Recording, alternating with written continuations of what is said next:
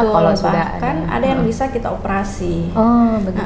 Bila sudah stadiumnya advance, seperti misalkan sudah ada perdarahan vitreous atau sudah tractional retinal detachment.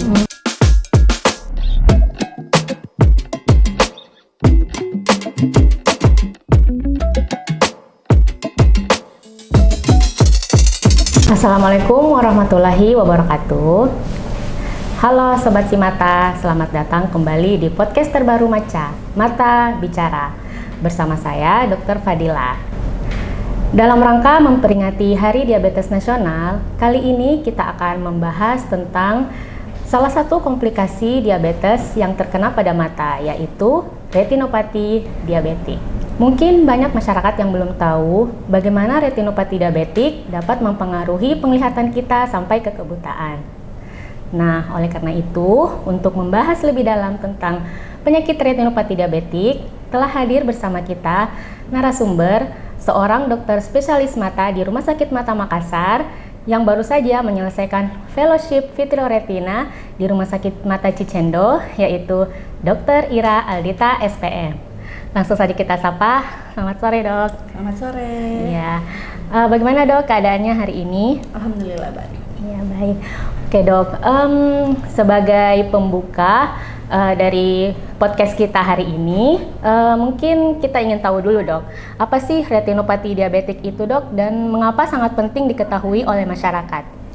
Terima kasih Dr. Dila. Jadi retinopati diabetik itu adalah suatu penyakit yang menyerang saraf mata, khususnya retina, lebih spesifiknya pembuluh darah retina yang disebabkan oleh penyakit diabetes mellitus. Oke, Dok. Berarti dia sangat parah, Dok, ya, penyakitnya untuk mata. Nah, siapa saja sih, Dok, yang beresiko terkena penyakit ini, Dok? Pertama, yang berisiko untuk terkena penyakit retinopati diabetik itu tentu saja yang pertama itu pasien-pasien atau orang yang memiliki penyakit diabetes mellitus dengan kontrol darah yang kurang baik, bukan hanya kontrol darah tapi juga merupakan durasi terkenanya diabetes biasanya setelah 15 tahun sampai 20 tahun setelah terkena diabetes itu biasanya retinopati diabetik itu menyerang. Selain kontrol gula darah yang tidak terkontrol, Dok, pada pasien DM, adakah lagi faktor risiko selain itu, Dok? Biasanya kalau memiliki penyakit-penyakit tertentu seperti hipertensi, kolesterol, merokok, juga kehamilan itu dapat meningkatkan progresivitasnya dari retinopati diabetik. Ternyata berbagai macam penyakit dapat mempengaruhi retinopati diabetik ini ya, Dok. Nah, biasanya gejala apa yang ditimbulkan pada pasien retinopati diabetik ini, Dok?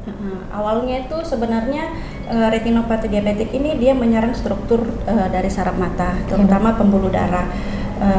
Bila dia terkena strukturnya rusak dan dia terkena pada pusat penglihatan, biasanya penglihatannya menjadi gelap, ada distorsi penglihatan. Yang kedua itu sering melihat floaters. Baik, Dok.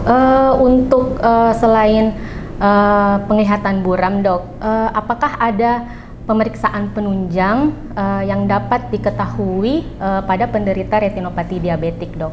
Betul sekali. Jadi karena retinopati diabetik ini dia menyerang saraf mata, jadi pemeriksaan utamanya itu adalah screening funduskopi dengan menggunakan funduskopi. Bila di rumah sakit itu punya foto fundus, boleh kita lakukan foto fundus.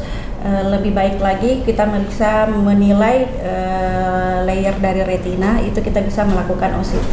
Oh, OCT, Dok.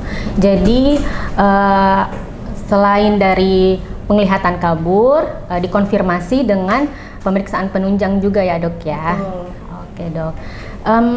Apakah ada penata laksanaan atau pengobatan pada pasien retinopati diabetik ini, Dok? Nah, tentu saja karena ini penyebabnya adalah diabetes, penata laksanaan yang paling penting dari penyakit retinopati diabetik itu kontrol gula darah yang baik. Yang kedua, nanti kita sesuaikan berdasarkan stadium keparahan dari retinopati diabetiknya. Ada yang hanya diobservasi saja, misalkan mild dan moderate, itu boleh kontrol ke dokter mata 3-6 bulan sekali untuk screening retinopati diabetik. Tapi apabila dia sudah stadium proliferatif, itu maka kita bisa melakukan tindakan di laser. Apabila dia menyerang makula seperti diabetik makular edema, maka biasanya kita lakukan penyuntikan anti-VEGF. Oh, baik, Dok.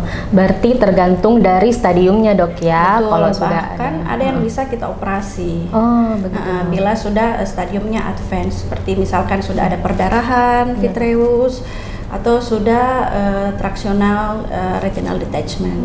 Baik, berarti semakin parah penata laksanaan lebih lanjutnya itu dioperasi ya, Dok. Betul. Ya. Oke, Dok.